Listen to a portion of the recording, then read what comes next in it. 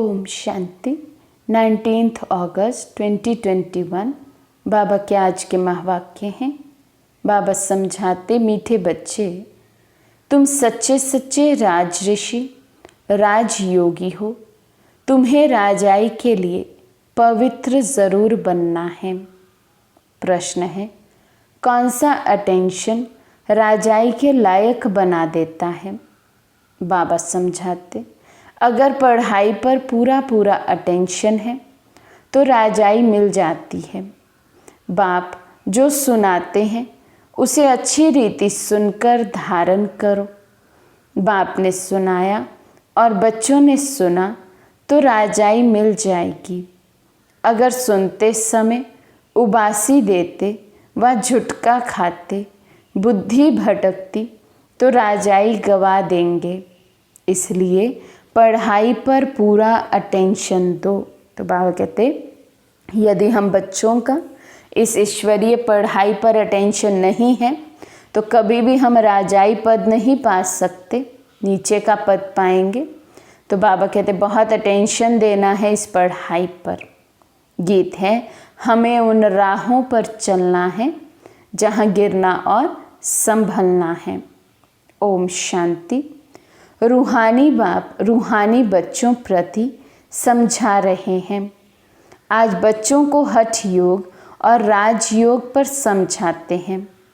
बच्चों को मालूम है वे जो भी सिखलाते हैं सब है हठ योग, क्योंकि वे कर्म सन्यासी हैं। वास्तव में गृहस्थियों को हठ योग कर्म सन्यास सीखना नहीं है। वे तो है ही निवृत्ति मार्ग, वे धर्म ही अलग है। बाबा कहते, वे तो सब कुछ छोड़कर बाहर जंगलों में चले जाते हैं। तो बाबा कहते, वो हठ योग कर्म संन्यास गृहस्थी तो कर भी नहीं पाए, इसलिए गृहस्थियों को वो सीखने की दरकार नहीं है। बाबा कहते, तुम्हारा धर्म देवी देवता धर्म है। जिन देवी देवताओं ने राजयोग से ही राज्य पाया है। अभी तुम राज ऋषि हो। ऋषि उन्हों को कहा जाता है जो पवित्र रहते हैं। तुम अभी पवित्र हो। अगर पवित्र ना रहे तो उनको ऋषि नहीं कहा जाता। तुम राजाई पाने के लिए पवित्र बनते हो। वे कोई राजाई पाने के लिए पवित्र नहीं बनते। बाबा कहते, उन्हें तो पता भी नहीं है कि क्या हमें प्राप्ति हो सकती है यदि हम राजयोग सीखें। बाबा कहते, वे तो हठ योग को ही सब कुछ समझते, हठ योग करते, और उससे तो बाबा कहते फिर राजाई प्राप्त कर नहीं सकते। तुम जानते हो कि पवित्र दुनिया में हमको पवित्र राजाई थी। भारत में ही 5000 वर्ष पहले देवी देवताओं का पूज्य पवित्र प्रवृत्ति मार्ग था। अभी पुजारी पतित बन पड़े हैं। पतित कैसे बने हैं? 84 जन्मों का हिसाब है ना। बाप जो सहज राजयोग सिखला रहे हैं वही तुमको 84 जन्मों का हिसाब बतलाते हैं। दूसरे धर्म को संन्यास धर्म वाले क्या जाने। ये है देवी देवताओं का प्राचीन धर्म। वे है पीछे वाला धर्म।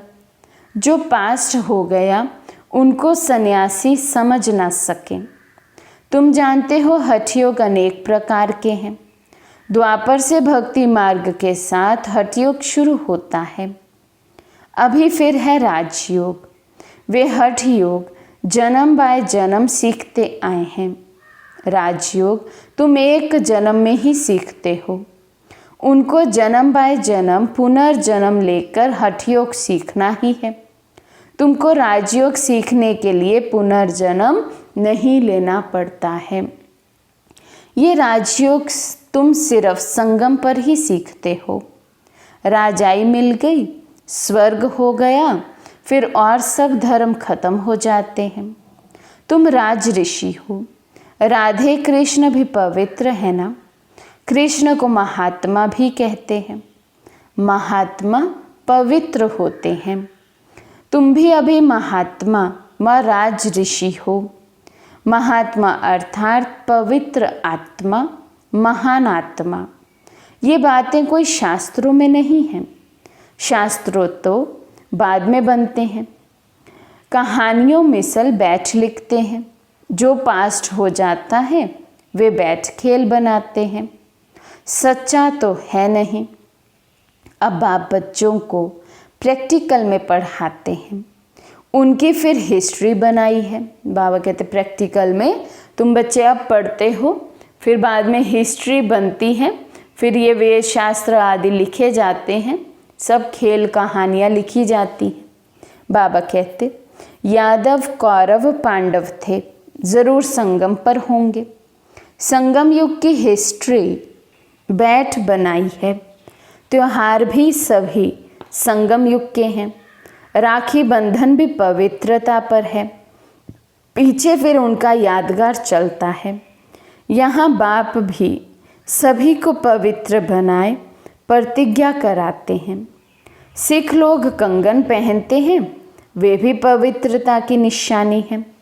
हिंदू लोग जनेऊ पहनते हैं, वे भी पवित्रता की निशानी है, परंतु पवित्र रहते नहीं हैं। बाबा कहते निशानियाँ तो सब धारण कर लेते हैं कथा कहानियों में सुनकर पढ़कर, लेकिन बाबा कहते सब जो है पवित्रता के ही सूचक हैं, लेकिन पवित्रता को धारण जीवन में कोई करता नहीं है।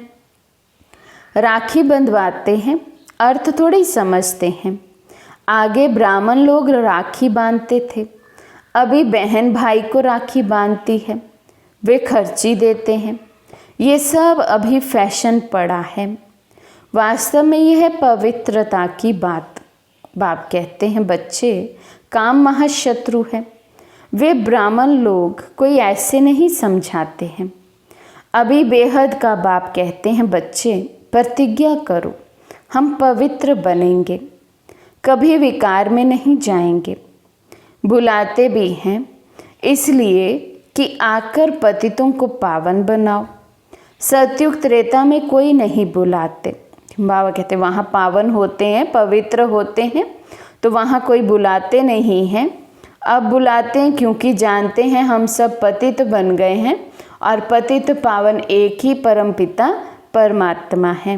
बाबा कहते सतयुग त्रेता में कोई नहीं बुलाते, वे है ही राम राज्य, ये है रावण राज्य। राम राज्य में 5 विकार होते नहीं, यथा राजा रानी तथा प्रजा। अभी तुम बच्चे जानते हो हम बाबा से स्वर्ग की बादशाही ले रहे हैं, इस नर्क से जाना ज़रूर है। बाबा आया है पावन बनाकर स्वर्ग में ले जाने, फिर तो हम क्यों नहीं पावन बने। बाबा आए ही हैं हम आत्माओं को पावन बनाकर स्वर्ग ले जाने। तो बाबा कहते फिर मन में विचार आना चाहिए कि जब बाबा हमारे लिए आए हैं, हमें पावन बनाने स्पेशल आए हैं, तो क्यों ना हम पावन बने, क्यों ना इस धारणा को हम अपने पक्का कर लें।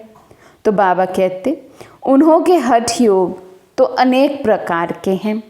जयपुर के म्यूज़ियम में जाकर देखो कितनी वैरायटी है हठ योगियों की, उनसे होता कुछ भी नहीं। सीढ़ी नीचे उतरते आते हैं। बाबा कहते कितना भी हठ योग कोई कर ले, बाबा को तो पा नहीं सकते, बाबा को तो जान नहीं सकते। आत्मा ऊंच पद पा नहीं सकती, चढ़ती कला का अनुभव कर नहीं सकती। बाबा कहते आत्मा तो और ही नीचे गिरती आती है। बाप ने समझाया है भारत जब पतित बनता है, रावण का राज्य होता है, तो धरनी हिलने लगती है। सोने के महल आदि सब नीचे चले जाते हैं। महलों आदि को कोई लूटा थोड़ी है, वे तो सिर्फ मंदिरों को लूटा है। कुछ जेवर सोना आदि ले गए हैं। जेवरों का सबसे जास्ती शौक तुमको है। तुम स्वर्ग में आते ही जेवर पहनते हो, राज्य करते हो, और धर्म वाले आते ही राज्य नहीं करते हैं। तुम बेहद के बाप से स्वर्ग की बादशाही का वर्षा लेते हो। बाबा कहते और कोई भी धर्म वहाँ राजाई नहीं है, आते ही कोई राज्य नहीं करते हैं, बल्कि वे तो आते और कितना उन धर्म स्थापक आत्माओं को सहन करना पड़ता है। और हिस्ट्री यही कहती है हर एक धर्म स्थापक जब तक शरीर में है तब तक उनकी कोई नहीं मानते, लेकिन जैसे ही शरीर छूटता उसके बाद ही फिर वे धर्म स्थापन होता, उस धर्म की आत्माएं मानने लगती उस धर्म को। तो बाबा कहते कितना मेहनत है, कितना बल लगता है, लेकिन हम बच्चे आते हैं और आते ही राजाई करते हैं। बाबा कहते तुम बेहद के बाप से स्वर्ग की बादशाही का वर्षा लेते हो। तो ये बाप बैठ समझाते हैं, गीता पढ़कर नहीं सुनाते हैं। गीता में जो कुछ लिखा है वे सब मैंने कहा नहीं है, वे तो मनुष्यों ने मेरे महावाक्यों का बाद में बैठ शास्त्र बनाया है। हमने जो तुमको सुनाया वे तुमने ही सुना और फिर जाकर राजाई की। वहाँ ये ज्ञान नहीं रहता। यहाँ तो बाप टीचर बैठ शिक्षा देते हैं। बाप तो हिंदी में ही समझाते हैं। यहाँ सब हिंदी हिंदी कहते रहते हैं ना, जो उन्हों की भाषा है। वास्तव में प्राचीन भाषा हिंदी ही है, ना कि संस्कृत। ये संस्कृत तो शंकराचार्य के बाद निकली है। जो आते हैं वे अपनी भाषा चलाते हैं। बाकी ऐसे नहीं कि बाबा ने गीता संस्कृत में सुनाई है, नहीं। गुरु नानक का अपना ग्रंथ है, उसने सिख धर्म स्थापन किया, उनको भी अवतार मानते हैं। उसमें राजाएं भी होते हैं, सन्यासियों में राजाई नहीं है। बाबा ने समझाया है बुद्ध, क्राइस्ट आदि पहले गृहस्थी आत्मा थे। अब गृहस्थी पतित आत्मा तो धर्म स्थापन कर ना सके। उनमें पवित्र आत्मा आई जिसने धर्म स्थापन किया। दूसरे धर्म तो किस्म किस्म के बहुत हैं, आकर अपना छोटा मत पंथ स्थापन करते हैं। झाड़ में भी दिखाया है ना। तो हठ योग और राजयोग में बहुत फर्क है। ये बातें समझने की है। जिसको समझ में नहीं आती होंगी वे झुटका खाते उबासी देते रहेंगे। बाबा कहते मुरली के समय झुटका आना, उबासी देना, माना ज्ञान की कुछ भी समझ आ नहीं रही है। बाबा क्या समझा रहे हैं, कुछ समझ में नहीं आ रहा है। यहाँ तो तुमको खजाना मिलता है। बाबा कहते बड़ी भारी कमाई है, तुम रत्नों से झोली भरते हो। तो ये आंखें खोलकर सुनना होता है। झुटके खाते रहेंगे या बुद्धि बाहर भटकती रहेगी तो वे राजधानी पा ना सके। तुम हो राज ऋषि, राजाई प्राप्त करने वाले। बाप राजधानी स्थापन करते हैं, श्री कृष्ण नहीं करते। कृष्ण तो बाप का वर्षा लेते हैं। अब तुम्हारा बाप है निराकार, जिससे वर्षा ले रहे हो विश्व की बादशाही का। कितना तुम साहूकार बनते हो। यहाँ एक ही बाप आकर राजयोग सिखाते हैं।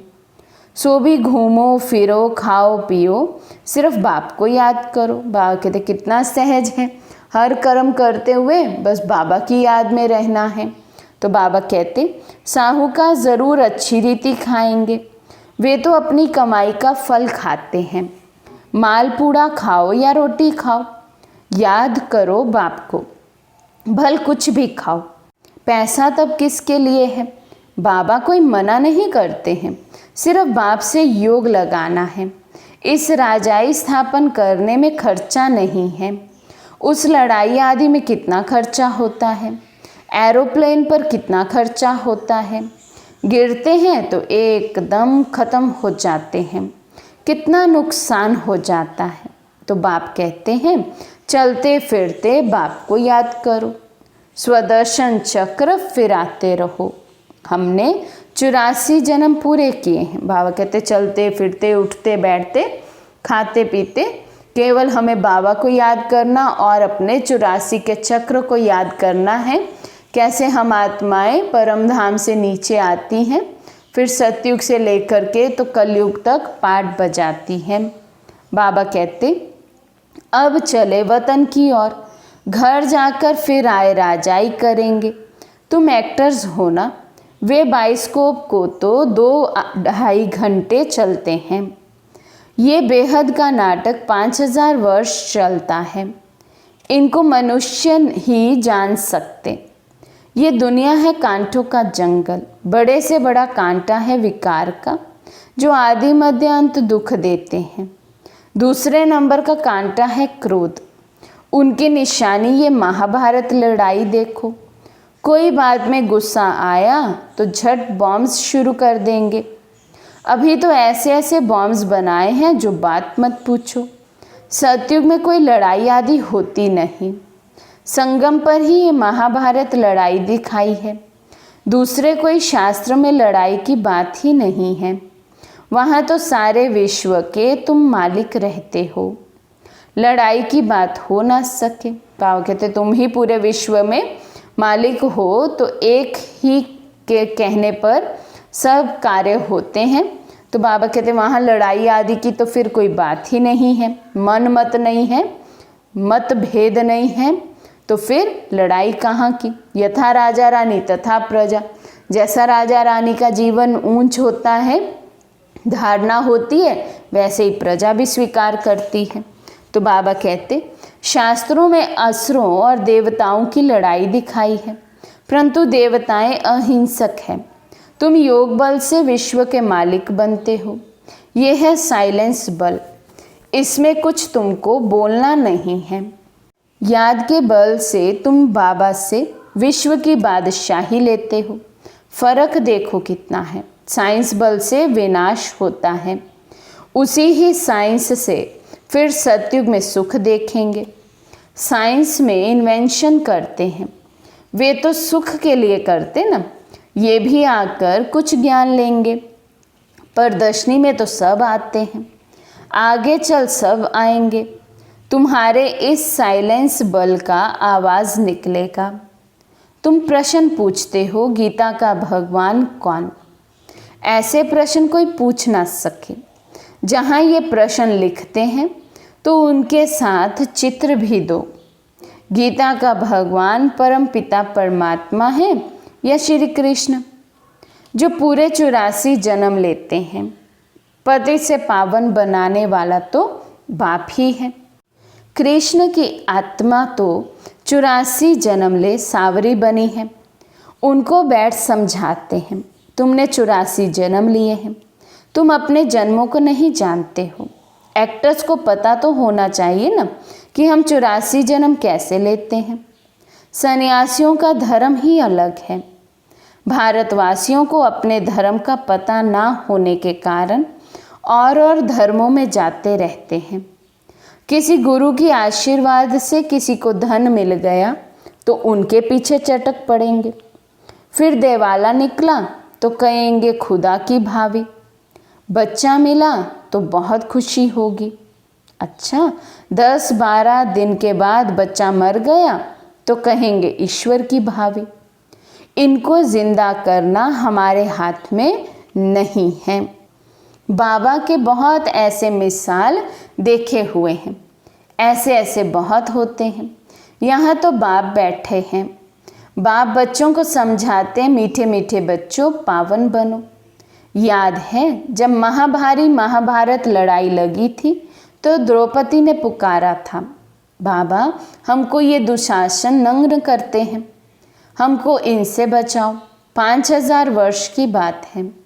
इन अबलाओं पर अत्याचार इस विश्व पर ही होते हैं। कई तो स्त्रियां भी ऐसी होती हैं जो विष बिगर रह नहीं सकती। उन्हों का नाम भी रखा हुआ है सूपनखा पूतना। जो विष के लिए तंग करते हैं वे है कंस, जरासंधी, शिशुपाल। ये सब विनाश को तो पाने ही हैं।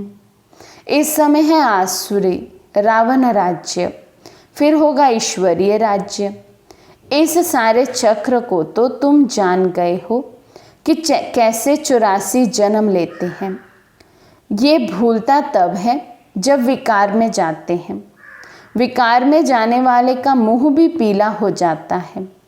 खुद ही समझते हैं हमने क्या कर दिया। बाप कहते हैं बच्चे इस विषय गटर में मत जाओ, ये तुमको आदि मध्य अंत दुख देने वाला है, इसमें ना पड़ो। कसम उठाओ कि हम विकार में कभी नहीं जाएंगे। भगवानुवाच है काम महाशत्रु है, हर एक चित्र में पहले तो ये लिखो, ज्ञान सागर पतित पावन गीता ज्ञानदाता शिव भगवानुवाच। तो फिर कृष्ण का नाम उड़ जाए। हमको गीता का भगवान बैठ ये बतलाते हैं, वही ज्ञान हम लेते हैं। भगवान ही आकर नई दुनिया स्थापन करते हैं और पुरानी दुनिया का विनाश होता है। रुद्र ज्ञान यज्ञ है ना, असुल है शिव बाबा, रुद्र बाबा नहीं कहेंगे। बॉम्बे में बबुलनाथ का भी मंदिर है। अब बबुल कहा जाता है कांटों को। बबुलनाथ नाम क्यों रखा है ये कोई समझते नहीं है। चित्र तो शिव का ही है, बाकी तो अनेक नाम रख दिए हैं। शिव बाबा ही आकर कांटों के जंगल को फूलों का बगीचा बनाते हैं, वही तुम्हारा बाबा है। उनका नाम है शिव। शिव परमात्माए नमः। ब्राह्मण देवी देवता नमः अक्षर बिल्कुल क्लियर है। अब वे परमपिता परमात्मा बैठ इस रथ द्वारा समझा रहे हैं, हूबहू जैसे लौकिक बाप समझाते हैं। बच्चे, हमारे कुल को कलंक नहीं लगाना, कोई खराब काम नहीं करना। ये बाबा भी कहते हैं, बच्चे विकार में नहीं जाना।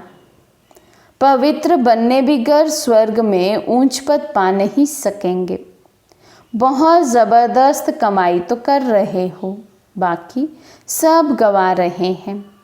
भल कोई के पास पदम है, बड़े बड़े महल बना रहे हैं, लाखों रुपए खर्च करते हैं। तुम समझते हो वे सब वेस्ट ऑफ टाइम है। ये कुछ काम नहीं आएगा, सब खत्म हो जाएगा। वे तो समझते हैं 10-12 हज़ार वर्ष चलेंगे। तुम बच्चे जानते हो मौत तो सामने खड़ा है सिर पर।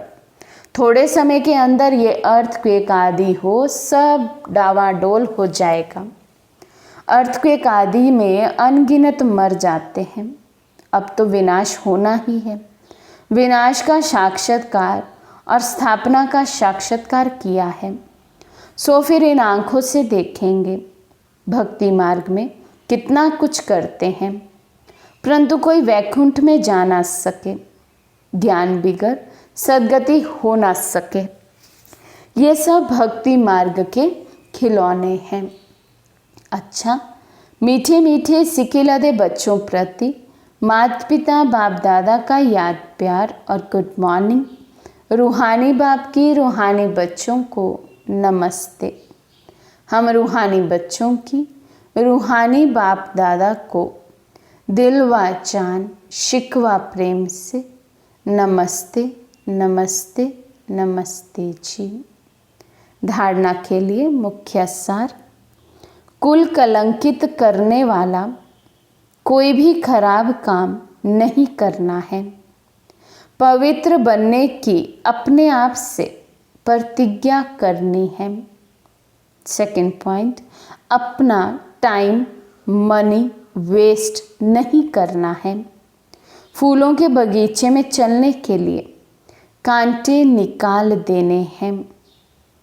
आज का वरदान है, पहले आपके पाठ द्वारा ताजधारी बनने वाले चतुर सुजान भव। पहले आपके पाठ द्वारा ताजधारी बनने वाले चतुर सुजान भव। जैसे बाप दादा अपने को ओबीडियंट सर्वेंट कहते हैं, सर्वेंट कहने से ताजधारी स्वतः बन जाते हैं। ऐसे आप बच्चे भी स्वयं नम्र चित्त बन दूसरों को श्रेष्ठ सीट दे दो। उनको सीट पर बिठाएंगे तो वे उठकर आपको स्वतः ही बिठा देंगे। अगर आप बैठने की कोशिश करेंगे तो वो बैठने नहीं देंगे, इसलिए बिठाना ही बैठना है। तो पहले आप का पाठ पक्का करो, फिर संस्कार भी सहज ही मिल जाएंगे, ताजधारी भी बन जाएंगे। यही चतुर सुजान बनने का तरीका है।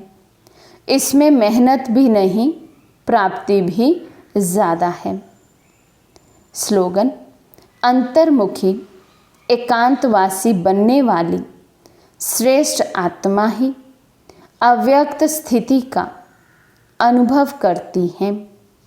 अंतर्मुखी एकांतवासी बनने वाली श्रेष्ठ आत्मा ही अव्यक्त स्थिति का अनुभव करती हैं। अच्छा, ओम शांति।